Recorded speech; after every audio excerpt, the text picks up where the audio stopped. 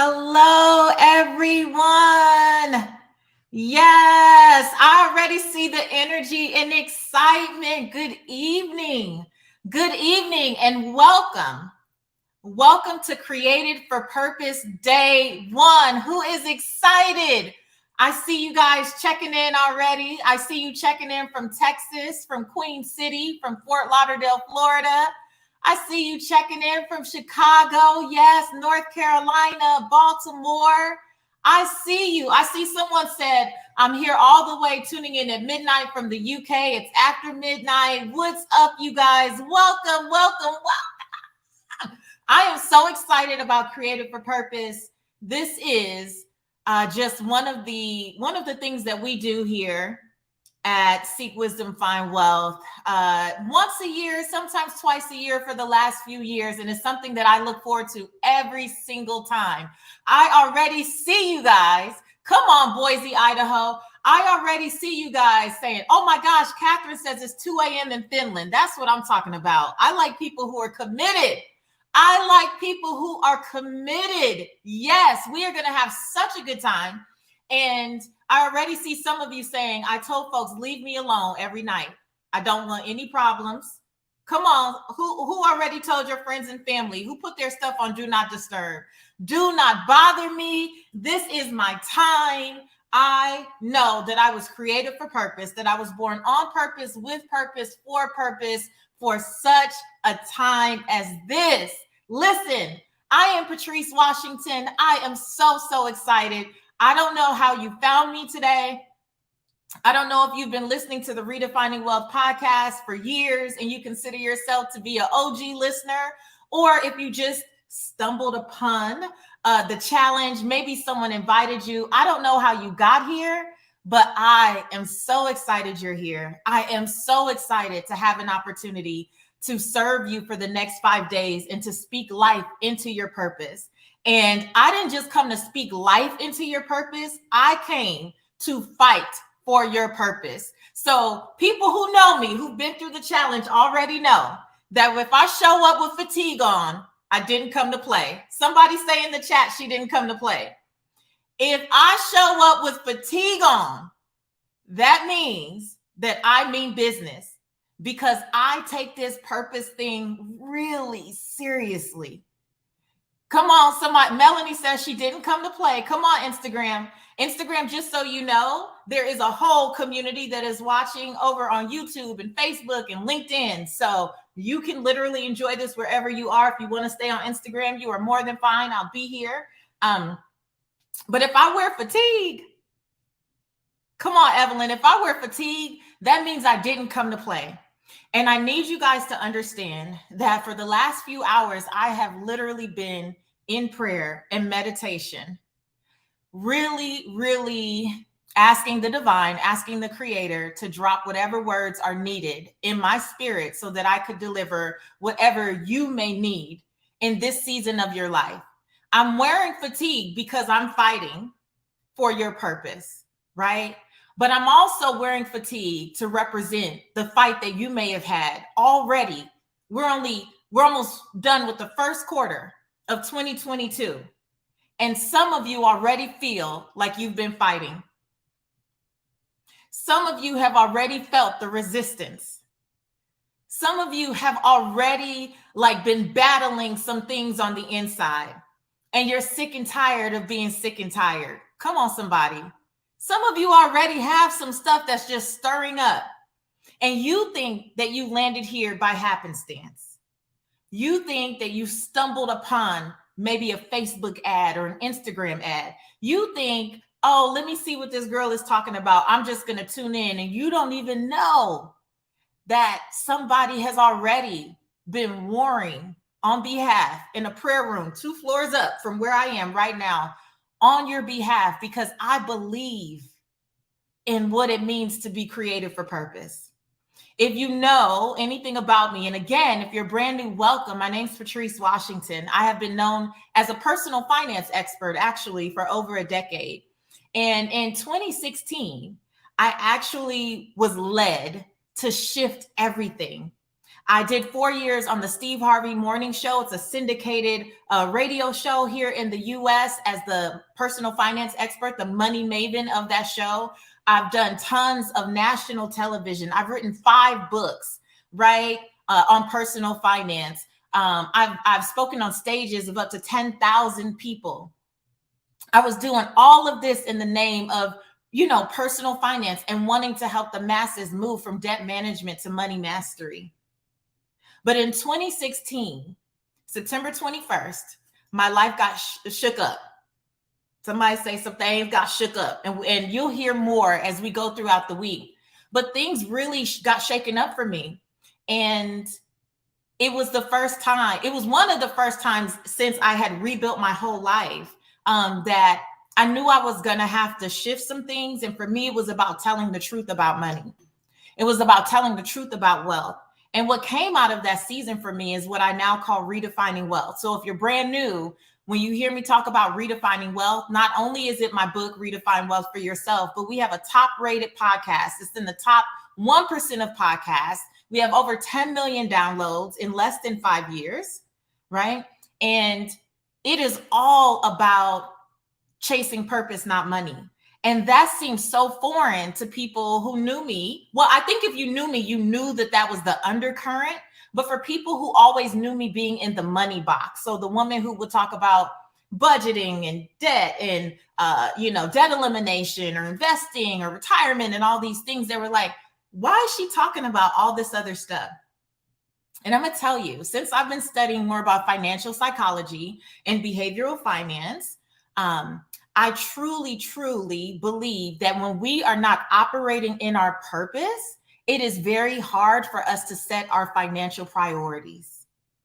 When we are not operating in our purpose, it is very hard for us to set our financial priorities.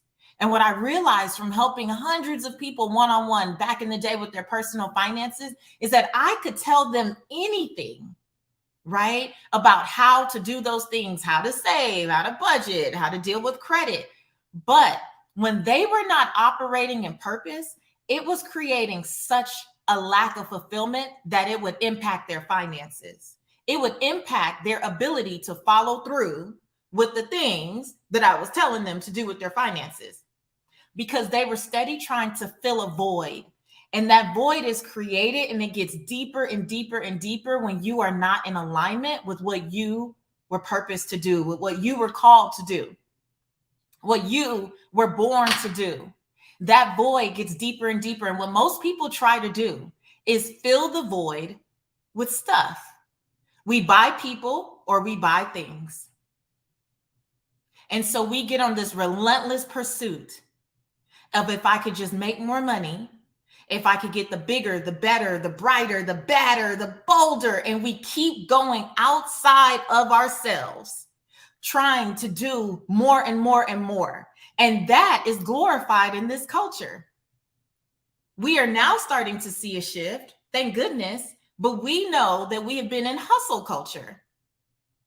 We've been in hustle culture. So we have been indoctrinated with this idea that we need to chase and chase and chase and relentlessly pursue bigger, better, more, the better job, the bigger house, the bigger car, more stuff, more shoes, more bags, more trips, more whatever. And all that is coping. The truth is, if we actually were operating from a space of purpose, the fulfillment that you feel is so next level, right? You don't have to spend all your time trying to chase more money. You literally can operate from a space. And let me be clear, I'm not saying that you don't work. I work. But I work in a way that is working with what I'm naturally good at, what I was naturally gifted to do, what I was born to do. I'm not trying to force or manipulate anything or push. I gotta put myself in all these spaces. I actually don't believe that. And I have seen the results of that in my life over the last decade. And so when I say that I wore fatigue today, I am here to fight for you to understand that I'm not special, that if you apply the things that I'm teaching you over the next 5 days, you too can have that same experience where you feel like you were just calling things in, like you are working in cooperation with the creator who gave you the gift, right? Instead of working against it, trying to fulfill other people's ideas of who you should be and how you should live and what you should do. Because even the people who love us the most, who think that they know what's best, they weren't necessarily CC'd, right? When we're gonna get into this, we're gonna get into this, but when God started calling you to do the thing that you were called to do, the email came to you. It didn't have a bunch of people CC'd. There wasn't a bunch of people blind copied. It was for you. And many of us are not pursuing the things that we know that we've been called to do because we're waiting for the validation to come from people who don't have the capacity to see the vision, right? To receive the word that we've been given. And so I'm here to remind you tonight, I am here in my fatigue to fight tonight on behalf of the one who called you. Because some of you have been in la la land. And we have been in an entire pandemic for 2 years. And I remember when the pandemic really got started, that was 2 years ago this month, you guys. That was 2 years ago this month. And I remember coming before you with the very first Creative for Purpose challenge. And I told you guys, I don't care if we're in a pandemic. Purpose has not been postponed. Didn't I tell you who was here with me in 2020? Who was here with me in 2020? I said, I don't care what life brings. I don't care that we're in the midst of a pandemic. I know that everyone wants you to operate from a place of fear and shrinking and limiting yourself. But you were born for such a time as this. You being here at this particular dispensation in time is not by accident. There is still something that you are called to do. There are still people you are called to serve. There's a reason that you're here. You could have been here a long time ago, right? You could have been here a long time ago, but you're here for such a time as this. Calling doesn't quit because you're in a difficult season. Somebody needs to hear that. Callings don't quit because things aren't pretty. Callings don't quit because everybody doesn't have your back. Calling doesn't quit because, you feel like folk not on your team. That's life. That's a part of this thing called life, right? And so for the first day of the Creative for Purpose Challenge, and let me say this, if you have not already fully registered for the challenge, I am going to be going live every night at 7 p.m.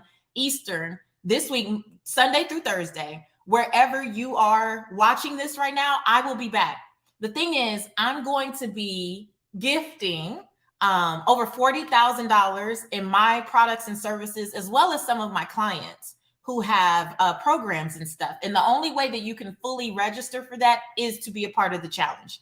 So the official part, if you on the outside just peeking in, that's fine, but you won't be able to get in on that. And you won't get this. This is your complete challenge workbook. So everything that I covered today, the note sheets are here for you to take notes. And then there'll also be some reflection questions. So one thing you need to know about me is I'm not a very fluffy person. Anything that we talk about tonight, I'm going to expect you to do the work. I need someone to say in the chat that you're committed. I need someone to say in the chat that you're committed. This is what I teach my clients in Purpose to Platform and in Command the Stage. This is what I teach my clients. You're either interested or committed. A lot of people are interested, so you will come on, you will peek in, and you'll be like, oh, that's good. It's a little word. It's a little something, right? Committed people are going to actually print this down or save it, and you're actually going to answer the questions, because nothing changes for you just because you show up. Showing up is cute and that's nice, but you have to do the work. You have to do the work. Today, I was reading people's comments about the last time they took the challenge, and Sandra actually said after the challenge, she sat down and finished her book. And I'm sure it's a book that had been in her spirit for a long time. But there's something about being in this energy, in this community, in this vibe with thousands of people who are registered from all over the world, who are going to just be like getting into that spirit. If you want to register again, It's thepurposechallenge.com. There's something about being in that energy. And I want to invite you, right, to be in that energy with us and to actually get committed and do the work for you. For you. You owe it to yourself. You owe it to yourself. Can you believe it was just like Christmas time? We just say, oh, Happy New Year. And now the first quarter is over. If you don't get committed and start actually diving deep and doing the work, you know what's going to happen? It'll be the end of 2022. It'll be March 2023. And we'll be saying, whoa, the pandemic started 3 years ago. And you will be in the same place. And you will be in the exact same place. Is that what you want? Is that what you want? I believe that you're here, not by happenstance, but because you're being called to something greater. And I want to invite you to just do the work. I want to invite you to do the work. All right.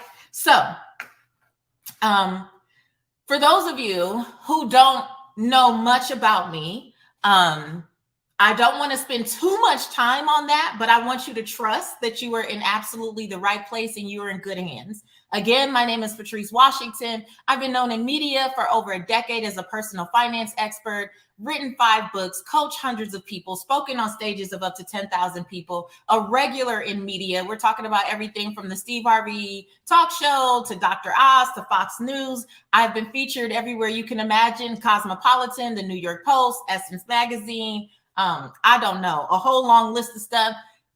It's definitely Googleable. So like, I just want to put that out there so you could go figure that out. And I have hundreds of clients who will talk to you if you see them around here on these social media streets, and they will share with you what it's like to have worked with me. But I want you to understand that the only reason that I'm here is because in a very uncertain time during the Great Recession, who remembers that? 2007, 2008. 2007, 2008, when it was real shaky and it felt like everything was falling apart, right? I had built a successful business straight out of college. I was licensed in real estate at 19 years old. At 21, I became a real estate and mortgage broker. 22, graduated from the University of Southern California, and what was supposed to be just a project for my entrepreneurial studies class actually ended up being my business. I launched a real estate and mortgage brokerage, and by 25 years old, it was a 7-figure business. And I literally thought I had hit the jackpot and it would go on forever. I thought I had hit the jackpot, it would go on forever. And I was like, yeah, I don't know why people just don't get rich sooner. I mean, you know, you're talking about a Belizean American kid from South Central Los Angeles, a neighborhood called Leimert Park. I grew up off of Crenshaw and Vernon, if you're familiar with Los Angeles. Gang infested, drive-bys regularly, lots of drug paraphernalia in the alley behind my house, right? And I followed what they said. Go to school, get good grades, and you should be fine. I did what they said. Go to school, get good grades, and you should be fine. Who else got that recipe for success? I did what they told me to do. I went to school. I got good grades. I was class president. I graduated with honors, right? I went on to the University of Southern California. I did all the things. So why is it in 2007, after doing all the things, after creating this successful business, and I mean, I had 16 loan officers and real estate agents, and owned between my husband at that time and I, we owned 13 pieces of real estate, investment property, and we thought we were doing something. And then the recession hit.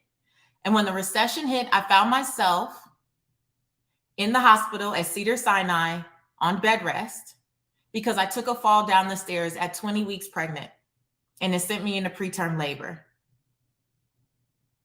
I took a fall down the stairs at 20 weeks pregnant, and it sent me into preterm labor. When I got to the hospital, they said, ma'am, I'm so sorry. This baby's coming any minute now. And what was supposed to be any minute turned into me being in the hospital for 10 weeks on hospital bed rest. And then my daughter was in the NICU for 3.5 weeks. When I finally, but she was born healthy, praise God. She was born 10 weeks prematurely, but she was healthy, 3 pounds, 2 ounces. right? And when I left with that healthy baby, I also left with a healthy amount of medical debt because my insurance had dropped me when I was in the hospital and I didn't even know. So I went into the hospital with a 7-figure business, a business that just the year before had generated 7 figures, and the 2 years before had generated 7 figures. And when I was in the hospital, the banks were closing down left and right. The banks that we worked with were closing down left and right. None of my real estate agents and loan officers were able to close deals. People were threatening to sue. They were losing deposits. Everything that could happen. If you remember what real estate was like at that time was happening. Yeah. Right? So within a year of that whole experience, I had gone from a 7-figure business to scraping up change. My home foreclosed. Matching Range Rovers were repossessed. Voluntarily, I gladly asked them, like, hey, do you want to come get these? They were like, no, we need you to pay the bill. No, you're not listening. I said, where can I drop these off? It was like that. Okay. It was like that. It was dropping cars off, trying to modify mortgages. Everything that could happen, you guys. And I'll never forget the day. It was March 9th, 2009, when I was in the bathroom in a teeny tiny apartment. My 6,000 square foot home in Southern California had foreclosed, and I was now living in a 600 square foot apartment in Metairie, Louisiana. And I will never forget the day that I got in that mirror in the bathroom. I had just chased the power man down with my baby on my hip, begging them to turn the lights back on. I said, sir, if you don't turn these lights back on, my daughter's milk is going to spoil, and I don't have money for more milk. That's what was going on. And he said, I'll turn it back on, but they'll be back tomorrow. I said, well, let me buy another day. We had eviction notices on the door. We hadn't paid rent yet. And this was becoming a regular occurrence. Everything that could happen happened. And I'm in Metairie, Louisiana with no friends, no family. Just my husband and my baby and I. And I got in that mirror and I said, God, why me? I did what they said. I went to school. I got good grades. I started the business. I treat people well. I operate in integrity. I don't understand. Why me? You ever been so sick and tired of being sick and tired? Like, have you ever been in a place where you just literally could not take anymore? Where you knew that you have brought yourself as far as you could take yourself? Have you ever been in a place where you literally said, if another thing happens, I'm going to snap? I'm going to snap. That was one of the most uncertain times I had ever experienced in my life. It was literally one of the most devastating times because I was used to being a fixer. Who else is used to being the fixer? You're used to being the person who always knows how to make something happen. I couldn't make anything happen. I couldn't make anything happen. I had no answers. I had nothing. I don't even know that my faith, right, was like really there like that. I had run out of all the positive cliches. I had said all the things. And if you're like I was so used to being the fixer, I didn't even know how to ask for help. So I waited until my back was all the way up against the wall to even breathe a word to anyone. Our friends and family thought we moved. No, we fled. The shame, the guilt, the embarrassment, we fled and we didn't tell anybody. And so here I am in the mirror after chasing the power man down and taking another eviction notice off the door. My husband took my daughter for a walk. And I got in that mirror and I said, God, why me? And before I knew it, I was crying. And then I was bawling. And then it turned into that good, ugly cry. Anybody ever ugly cry? Have you ever cried and it was so ugly you couldn't even recognize? You couldn't even recognize yourself? Your face is puffy, it's swollen, your eyes are puffy. Oh, I was ugly crying. And before I knew it, I was on the floor with my knees on the linoleum. I said, God, you got to tell me something, because I can't do this anymore. I'm sick and tired of being sick and tired. I can't do this. And I heard what I refer to as a still small voice. And that voice told me to get my Bible. And when I got my Bible, I landed on the scripture, Proverbs 17:16. And it said, what good is money in the hands of a fool if they have no desire to seek wisdom? What good is money in the hands of a fool if they have no desire to seek wisdom? And on March 9th, 2009, that was the beginning of everything for me. Yes, I had been smart. Yes, I had the degree from USC. Yes, I could get a certification. I'm a great test taker, but that's when I learned there is a difference between knowledge and wisdom, ma'am. You've been collecting knowledge. You're good at knowledge. You're good at gathering information. We live in a season where people are information hoarders. Some of you think you came to this challenge to get more information, and you are about to be in for a rude awakening. I tricked you, psych. You're in for a rude awakening. This is not another place where you are coming just to gather information. What we do in my community, what we do in this space, oh no, we seeking wisdom. Because knowledge is the information, but wisdom is knowing how to apply it, when to apply it, where to apply it. We're applying things. This cannot be another challenge. Some of you jump from challenge to challenge to challenge to challenge. You do free course to free course to free course to free course. You do all the things. You stay up all night on YouTube, right? You are gathering all of this information, but you have not been committed to applying a thing. And some of you are professional starters. You love to start something, but I need this week to be the week that you actually finish something. I need the Creator for Purpose Challenge to be the thing that you actually finish. I need to see you get to the end on Thursday.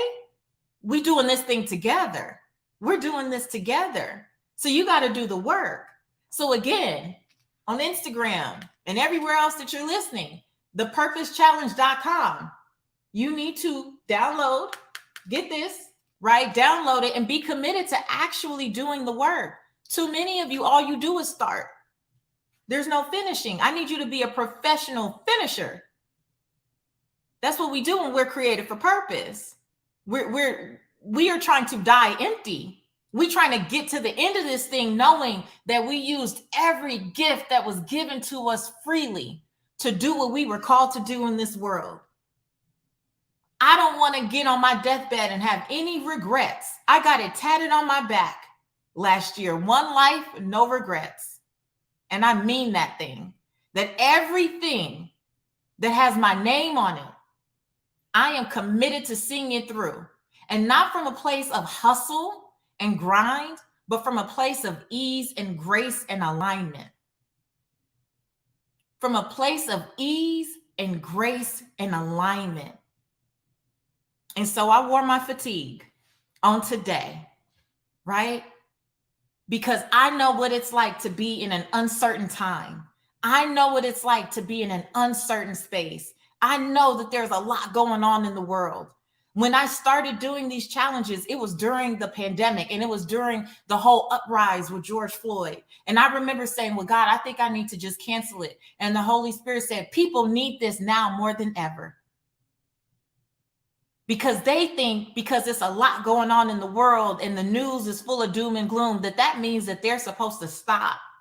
That means that they have an excuse to not follow through.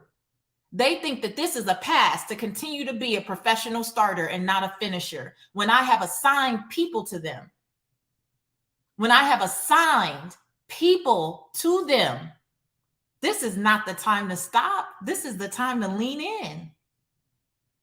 Because people need you now more than ever. because folks are out here hurting and you were born as the solution to their problem. There are people whose destinies you are literally assigned to.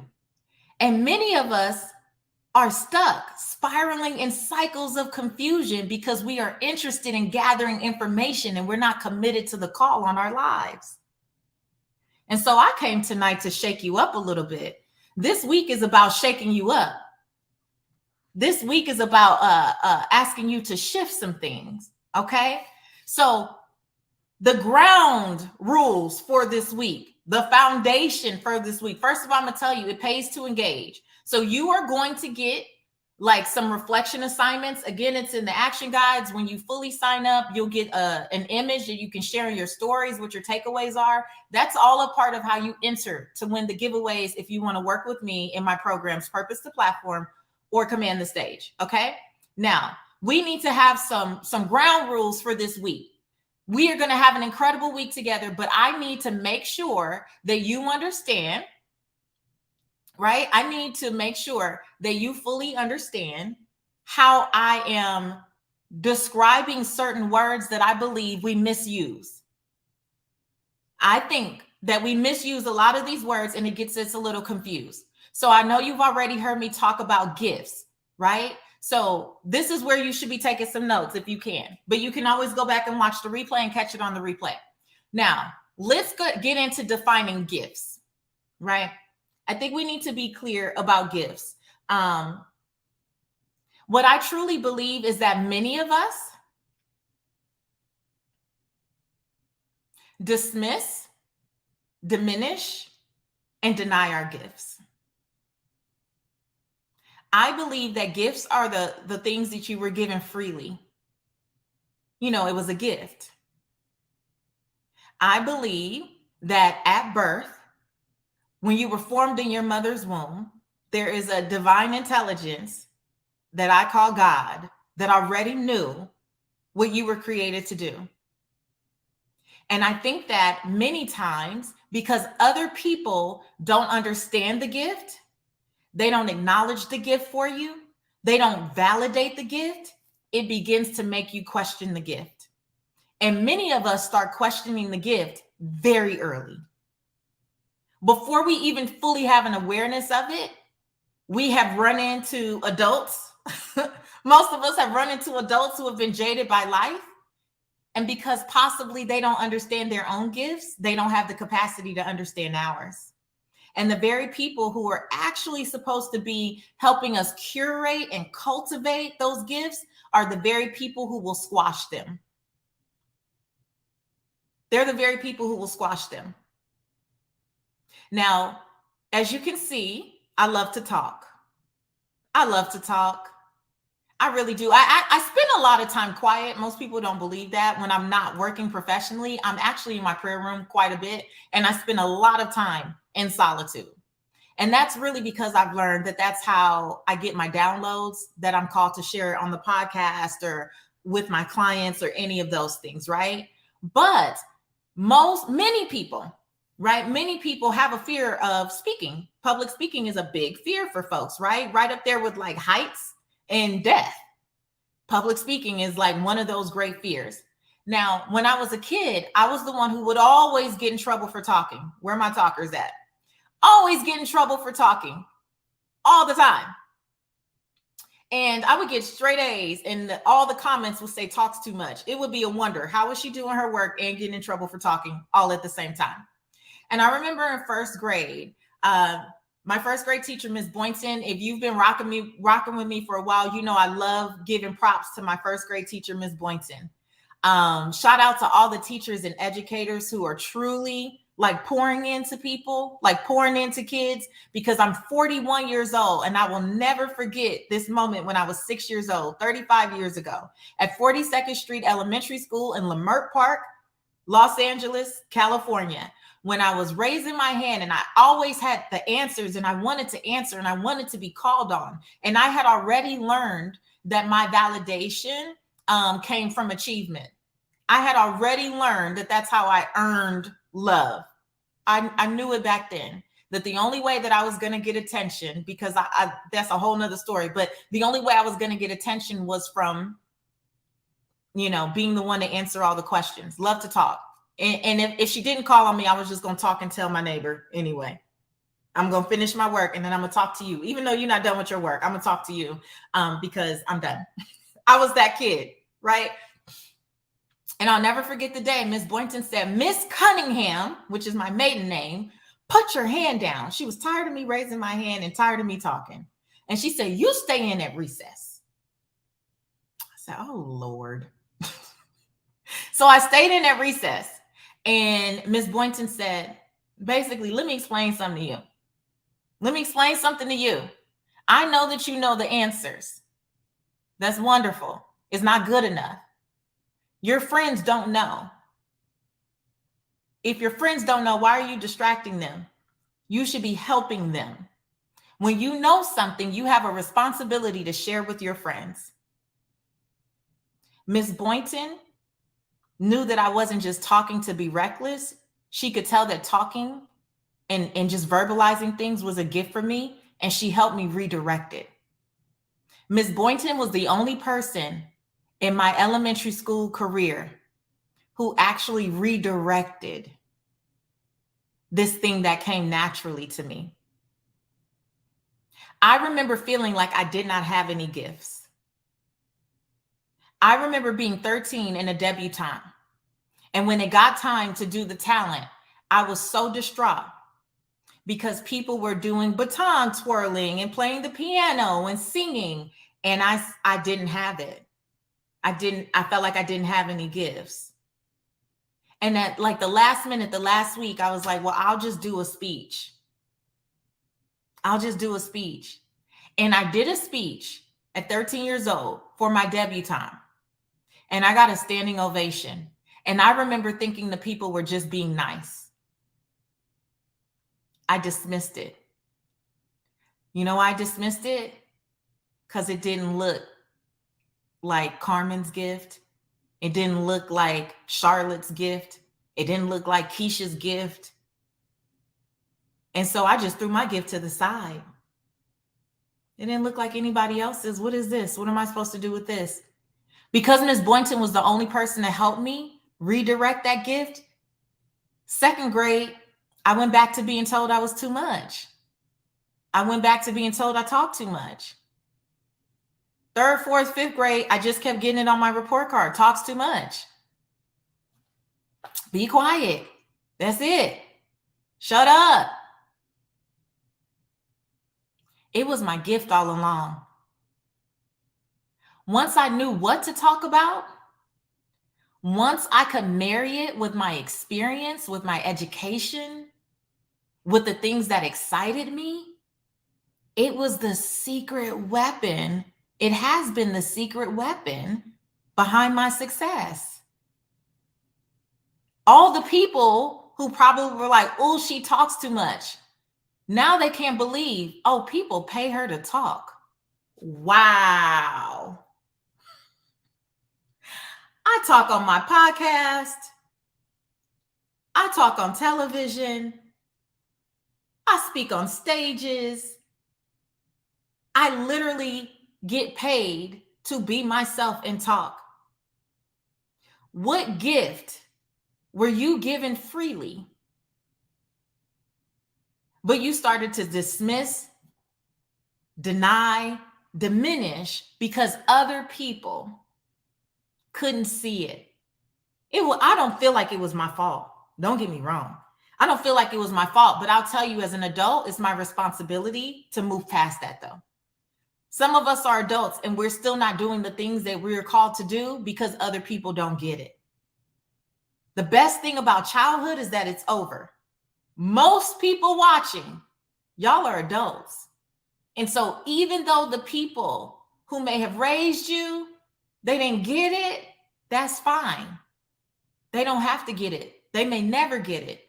But you know that there is something that you do better than anyone else with the least amount of effort.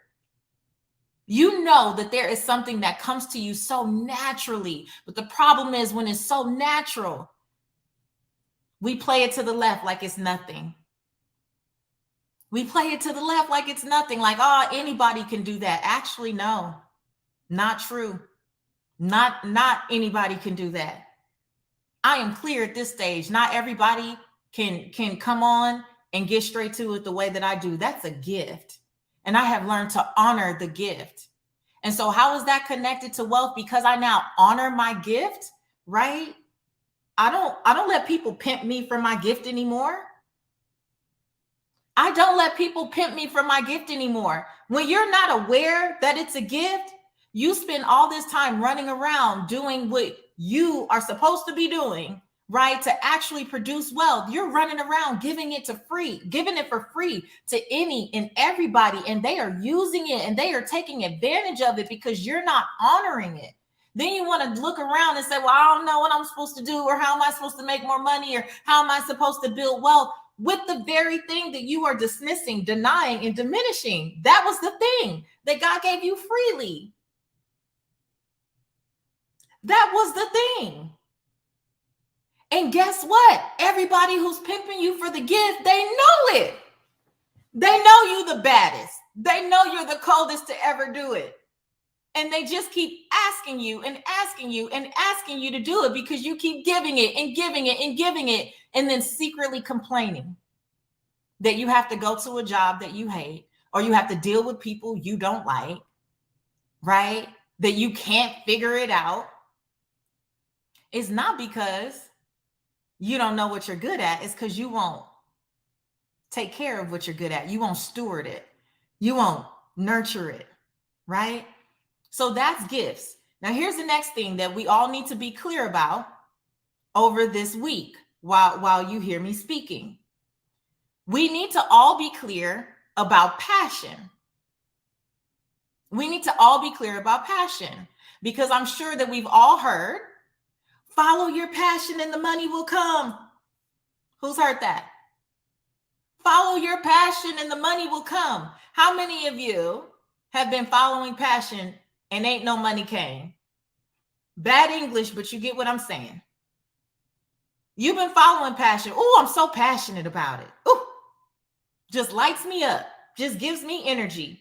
How many of you have seen, we all know that uncle that's 50 years old, still rapping, still trying to break into rapping. He real passionate about it. We all had that uncle, that one cousin, where you just like, you've been at this for a long time, friend.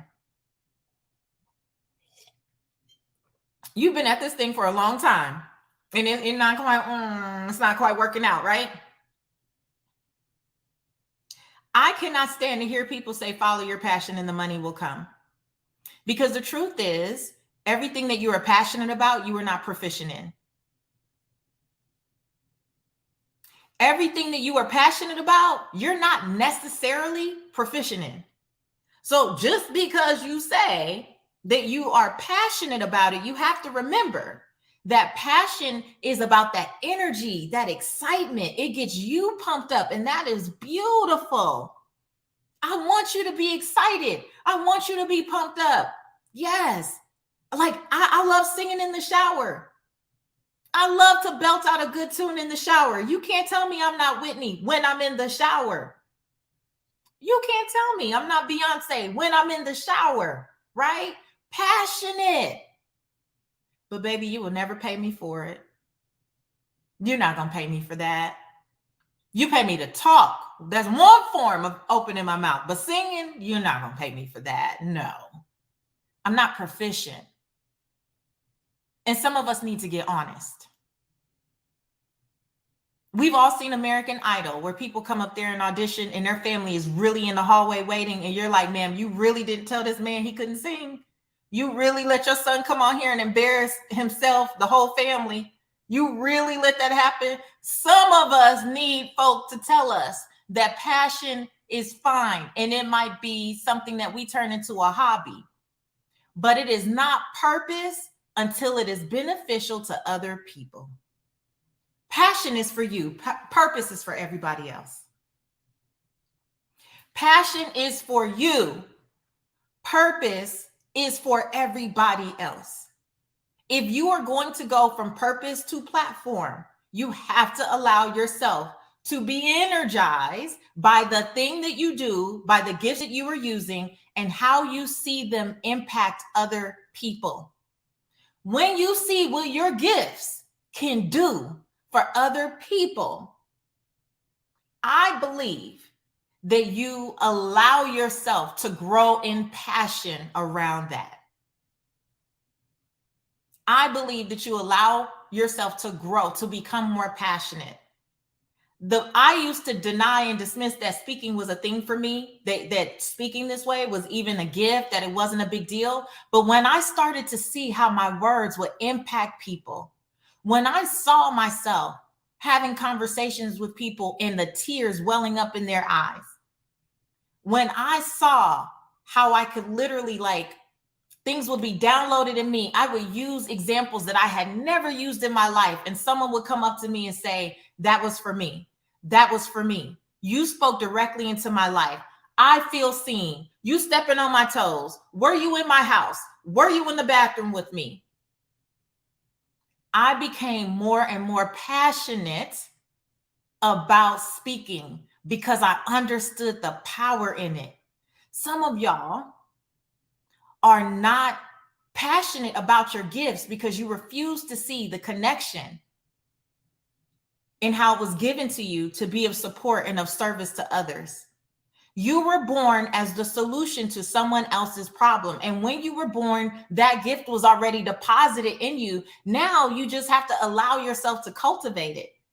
Now you just have to allow yourself to grow in that area and then give it to other people. Use it to be of service to other people. There are some 50, 60, 70-year-old rappers. I'm not saying you can't break into rapping at 50, but I'm saying, baby, woo, if you have been trying for 20 years, 30 years, and it's just not working out, perhaps there is a gift that is lying dormant in you that you should actually be using. And maybe that thing is for you and you can enjoy it and it can fulfill you and all that stuff. But if it's about actually, going to the next level and being able to use it in the marketplace, it's going to have to be a blessing to someone else, because who's supposed to pay you? Who's supposed to pay you? We're not paying you for things that you have no proficiency in. Okay, we're not paying you. So when you're thinking about your gifts, again, think about what are the things that come naturally to you. I think we ignore the things that come naturally because we're so used to us. Ask some friends, ask some family, ask people who are around you. What are the things that people ask you about all the time? What's the information that people come to you and say, hey, can you explain this to me? Can you do this for me? Can you do this with me? And it's just like, as a parent, I've given my daughter gifts in the past. And I remember one year that we gave Reagan a gift and she had a little attitude because she wanted the gift of the girl across the street. Let me explain something to you. Nothing worse than taking your time to think through what would be best for your child and giving them a gift freely. And then they look to the left and to the right at other people's gifts because they don't like what they got. Problem is, the one who created you knows what you need. That's why they gave you the gifts. That's why they gave you the gifts that they gave you. But then we start looking around and we want what so-and-so has across the street. The reason that you can't see it is because you're not in your room looking at what you got. You peeking out the window looking at what they got and what they got and what they have. That's not for you. You got to look in here. You got to look back over your life. You have to look, and I don't mean, when you turned an adult. I mean, go back. When you were a kid, what was the thing that you enjoyed? What was the thing that came naturally to you? What was the thing that you just gravitated to? So many of us started to choose vocations because we wanted the validation of the people around us, and we didn't really choose from a place of like alignment. So we got the degrees our parents wanted us to get. We went to the schools that people wanted us to go to that look good. We studied the things. We did all the things. We took the job because the paycheck looked good, and now we're miserable. Nothing is in alignment with who we've been our whole lives. That's why you see people who spend $200,000 to be an attorney, and next thing you know, they're an artist. Baby, you did not have to go to college and spend $200,000 to become an artist. But that happened once they became radically honest with who they really were. And this is an invitation for you. This Creative for Purpose challenge all week, I'm going to invite you to radical honesty. I'm going to invite you to not police your answers when you are doing the worksheets. I'm going to invite you to not police your answers, but to allow yourself to just flow and answer freely. Allow yourself to flow and answer freely. And when you do, you will be surprised at what comes out. People who come into my program, Purpose to Platform, they usually have an inkling, an idea of what purpose, right, they want to pursue in the marketplace, what they want to do. And I tell them in the beginning, do not be married to that. Because in this space with me for 12 weeks, we're going to be so radically honest. You may end up realizing the problem is you've been chasing the wrong thing for years. Maybe what you came in with was what you were passionate about, but not necessarily what you were called to do. And so you, in this whole, like, we want to be committed. I want you to be committed to being radically honest this week. Be committed to keeping it 100 with yourself. It'll change your life. It'll change your life, right? So you're going to go through the worksheets. For people who are asking me a bunch of stuff right now, you're going to go through the worksheets, and wherever you are watching, you're going to be invited to share. One thing about me is that I love creating community and safe spaces. If you are not comfortable sharing out on Twitter or Instagram or LinkedIn, we have a Redefining Wealth Facebook community where you are more than welcome to come in. It gets real. People are vulnerable. It's a safe space, and you can share there. And you can also ask any questions there, right? So some of you are really passionate about something you're already gifted in. That is wonderful. I'm not taking away from that. But many of us would not allow ourselves to become passionate about our gifts. Okay.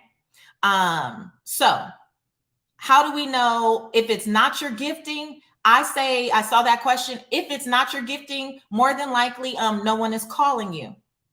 See, this is the other thing we need to define. We're being called. Typically, when you're being called, that is in a physical sense. I know we always think of that in a spiritual idea, right? And that's true. But I also think that there is a physical manifestation of calling. And I think that when you are in alignment and on the right track, that you literally will be called. Now, does that mean that you have to get these big, grandiose opportunities? No, but I do believe in God winks. I do believe that every once in a while, somebody should be asking you about how you do the thing that you do easily and freely, right? Like someone should be saying, hey, can you tell me more about this? Many people stumble into their purpose, not because they're even, and we'll get to that too, not because they're even fully aware of it, but it's like, oh, people keep asking me about this. Yeah, it's probably attached to what you should be doing in the world. People keep saying that I'm really good about this, or I'm really good at that, or I'm really good at this. Yeah. So it's probably attached to what you should be doing, right? If nobody is asking you and you are constantly putting stuff out there, maybe it's not in alignment. Can we just be real? Because I want you to get free. That's why I wore my fatigue. I wore my fatigue today so that we could get free. There is a possibility that the reason it feels so hard is because you've taken something that was a personal passion and you're trying to force it to be a platform. And maybe it's a part of it, maybe it's a piece of it, and maybe there's a couple things that you have going on that we need to connect. That's why in Purpose the Platform, we have a clarity coach to help people flush this stuff out. But maybe what you think is not the end all be all. Maybe it was just a piece and you're trying to force, and that's why it feels so heavy. Because you're like, I'm posting and I got the funnels and I'm doing all the marketing and I'm doing all of this. You can have all of that. And if you are out of alignment, It's not going to work.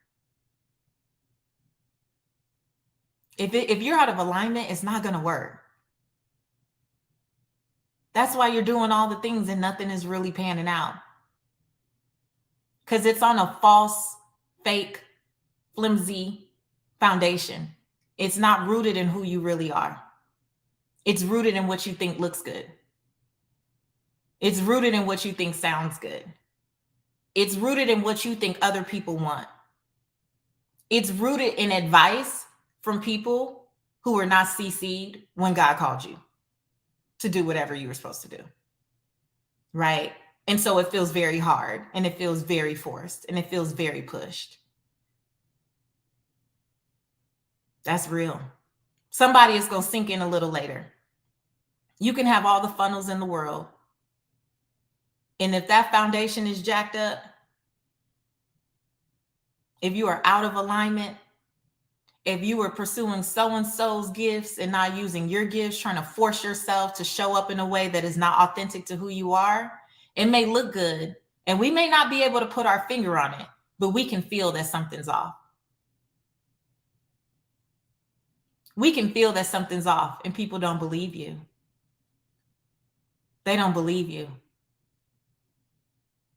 And that's the problem, right? So here's what I want to say about purpose.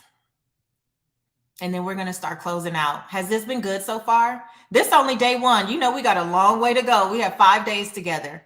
But I just want to make sure that we're on the same page. And I want to check the hearts and the temperatures around here to make sure that you're ready. Because once you hear some of this stuff, you can't unhear it. You locked in now. You can't unhear it. Now you got to be honest. Now you have to start telling yourself the truth, right? Here's the thing about purpose. So many people come to me. They hear me say chase purpose, not money. I have the chase purpose, not money swag. I always have it on in the airport. And they say, you know, I can't find my purpose. When I say chase purpose, I'm not saying chase like go look for it. I'm saying pursue that path relentlessly. Operate from a place of faith, not fear. When we are chasing money, we're operating from scarcity and fear, right? When we are making decisions that are rooted, right, in our purpose, that's operating from a place of faith. I believe that the gifts that I was given freely are the things that I'm supposed to use to be a blessing in the marketplace. And because of that, I deserve to be wealthy because of the value that I add to others by using the things that come to me, right, most naturally. That's what I believe. And so I operate from a place of purpose, and we'll talk more about that throughout the week, right? But here's the thing about purpose. Purpose is not hiding from you. There is not a person here, right? There's not a person here who needs to go find their purpose. You do not need to go find your purpose because purpose is not hiding from you. Purpose is not under the mattress. Purpose is not hiding behind the corner. Purpose is not off over yonder, right? Remember, when we take our gifts, we allow ourselves to get passionate about them and use them, and we see the impact that it has on others, that is a life of purpose. There's meaning. There's a reason that you are who you are. There's a reason that you were born to who you were born to. And I know many of us are like, oh, my family's so raggedy. That's fine. We needed all the DNA that you got. Those ancestors were assigned to you for you to be who you are and do what you do in this world and serve how you serve, period. No matter what it is, right? It's not that we have to go find our purpose, but we can add more definition to our purpose when we allow ourselves to be guided by our gifts. When we are being guided by using our gifts and we start to see how our experience and our education and our background comes together, right? And now we're seeing how that's impacting other people. That is purpose. That is it. I think we try to make it so hard. We try to make it like this thing like, oh, they know their purpose and I'm over here and I don't know my purpose. We just got to use our gifts in the marketplace. And I'm not saying that everyone has to be an entrepreneur. I think some of you have the right gifts and you're using it in the wrong industry, or you're using it in the wrong ministry. You're using it in the wrong cubicle. You're using it with the wrong folks, and it's making you question the gift. You may already be operating in purpose. You just don't acknowledge it as such because it doesn't look sexy and it doesn't look like so-and-so. But more than likely, you're already operating in purpose. I don't think it's hiding, right? I think that every day we have to make a choice to give God something to bless, to use what we are aware of. I am so grateful that I did not know that this was my path. I am so grateful that I had no idea that this was the path. Purpose has evolved. Purpose has evolved over time to become this. There was a season when I was on that bathroom floor, March 9, 2009, and I found that scripture. And in the true spirit of Miss Boynton, I wanted to tell people, I was like, whoa, people got to know. I was still in debt. I still had the eviction notice. They were still coming back to turn the power off. And there was something in me that said, you got to tell other people. The spirit of Miss Boynton, you have to tell other people. And the next day I started a free blog. It's ugly. It's still up. It's seekwisdomfindwealth.blogspot.com. When you compare that to my patricewashington.com site, you see the growth. You see what's happened. I leave it up because I need us to understand that purpose evolves. The first thing that I thought was, oh, I need to tell this to other people. All I wanted to do was share biblical principles on money and business. And I thought that that was the thing. I did not know that it was going to lead to what I have built today. And I don't know how what I'm doing today, like what that's going to evolve into in the next 3, 5, 7, 10 years. And I don't care to know. I wake up every day with the spirit of God use me, with all my imperfections, with all my flaws. God use me. I'm not here to be perfect for none of y'all. I'm here to operate from obedience because this is what I feel called to do. And when I see the impact that my work has on so many people, but women in particular, and how women change their lives and they change their families' lives and they change their communities' lives, they change the lives of the people that they are called to serve, that's the thing that fulfills me and gets me excited and keeps me going, right? I did not know on March 9, 2009, that this is what it would look like. I did not know I would end up on national television. I did not know that I would write 5 books and I'm already working on a 6th. I did not know any of these things. Why am I sharing that with you? I'm sharing that with you because sometimes what stops you from operating in purpose is wanting to know what the entire journey is going to look like. You are not called to know the entire journey. You are called to take the next best step. You are called to take the next best step. Whatever that looks like and feels like for you today, this week, in this moment of time. If you knew what was 10 years up ahead, you would run in the other direction because you're not ready for that. You can't skip steps. There is some work that has to be done in this season, not just professionally, but personally. Many of you are praying for things professionally that you don't have the capacity to even sustain yet. You are praying for things that you don't have the capacity to really receive. You want to have all the answers for this 5.0 version of yourself. And right now, the 1.0 version of your purpose is only asking you to freaking acknowledge your gifts. Stop dismissing them. Stop denying them. Stop playing them to the left. Stop allowing people to pimp you for your gifts. Stop. Honor and respect the thing that you already good at. It came to you freely. Now put some effort into cultivating that and take the next best step. Because your purpose and how you are supposed to execute it in the marketplace is going to look different. a year from today, 2 years from today, 5 years from today. But it's going to be based on who you surround yourself with. Who do you link arms with? Who do you go to for mentorship and coaching? What community are you in? What are you reading? What are you letting in your eyes? What are you letting in your ears? What are you letting in your heart? What are you letting in your spirit? Where you are a year from now with your purpose is going to be determined by all of those things. And the only thing that you are required to do is take the next best step. If you have been denying your gifts, it looks like sitting down tonight,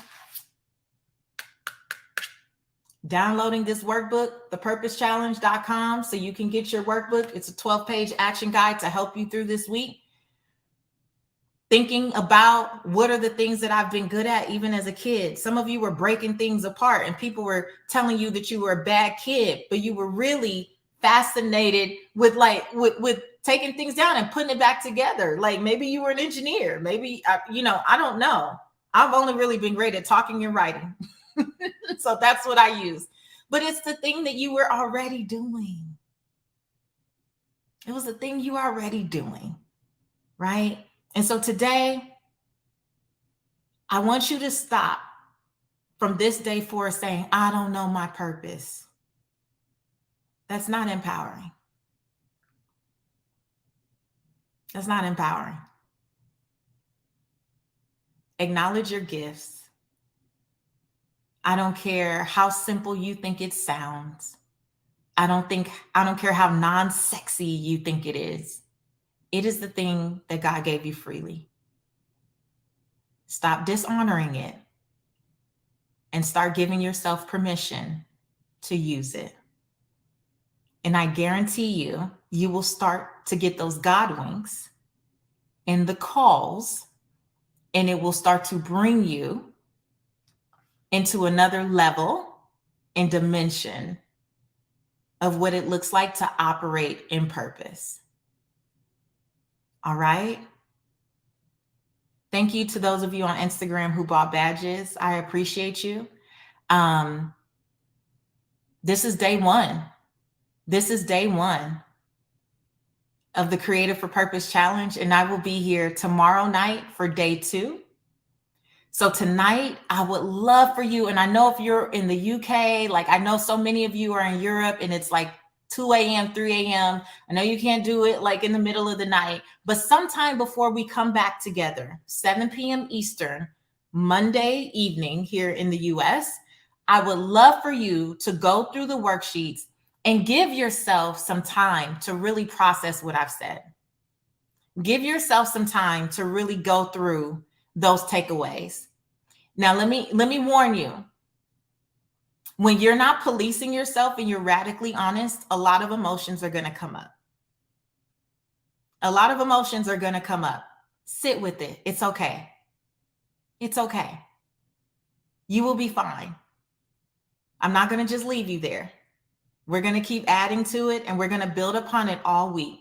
Tomorrow, we'll be talking about clarity around your people. So it is really, really important that you at least start to noodle on this, that you sleep on it, right? I see you, so much to think about, right?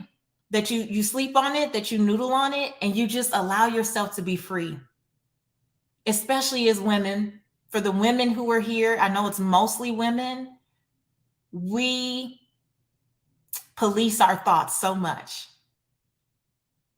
We are always policing what looks right, what sounds right to other people. What are people gonna think? How is it gonna sound? Do other people agree with me? You don't need any agreement for what you were called to do. You don't need anybody else's validation for what you were gifted to do. You know better than anyone else what feels good for you in here. You don't need another soul to co-sign on that with you. As you get clear with me this week, there are going to be some people, they're going to give you that who does she think she is energy. Who does he think he is? What do they think this is? That's not your business. You are committed to fighting. We wore fatigue. You are committed to fighting for the freest possible version of yourself this week. And I just want to see you go to the next level in your purpose. I just want to see you go to the next level in what you were called to do. Many of the people who are taking the challenge with you all, they've been through challenges before, and they will tell you that every challenge brings out something different. So if you've been with me on a challenge before and you're tempted to believe like, oh, I already did that with her, you're going to play yourself because I'm not who I was when I did the last challenge 6 or 7 months ago. You shouldn't be who you were the last time you took the challenge. We are forever evolving. We are forever growing. And what you thought maybe you had some clarity around, now that you're ready to be more radically honest, is going to shift a little bit. Allow it to shift.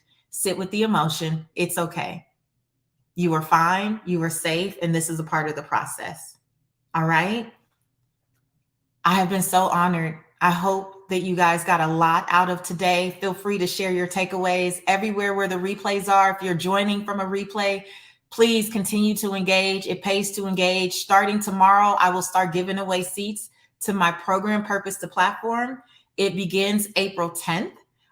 We start registering tomorrow for Purpose to Platform. And if you are feeling called, again, you didn't stumble upon me. You're here for such a time as this. If you know that you are ready to go to the next level in your purpose and you want a coach that is going to truly support you on that journey, I would love to be your coach. If you are someone who is truly committed to doing good work in the world, and you know that there's something that you have that's going to be a blessing to other people. I'm not a get rich quick type of person. I'm not promising you're going to make $1 million in 3 days. None of that. But there are some people who are here. You have been praying. You've been praying for someone to help you take your purpose to the next level. You have an idea of what you've been called to do. You just don't know how to bring it forth in the marketplace. And you don't know how to do it with integrity, because you keep finding people who are all about strictly chasing money, and that doesn't sit right with you and it doesn't feel right. If that's you, I want to invite you to make sure that you're back tomorrow, right? Because I will start doing giveaways, and it's going to be based on you engaging in the comments on each one of these platforms. So whatever platform you're watching on, make sure that you're commenting under the replay. And we are going to be giving away lots of goodies this week, $40,000 worth of goodies. So that's it for now. I said I wouldn't go past 75 minutes. I am right there. So you guys be blessed. thepurposechallenge.com. It's not too late. Share the replay with friends that you think could benefit from it. Share it in your social media. Make sure you tag me, Seek Wisdom PCW, and tell me what your takeaways were for tonight. All right. You guys be blessed, and I'll see you tomorrow night, 7 p.m. Eastern. You want to be here. You want to be here. All right. You guys be blessed. See you later.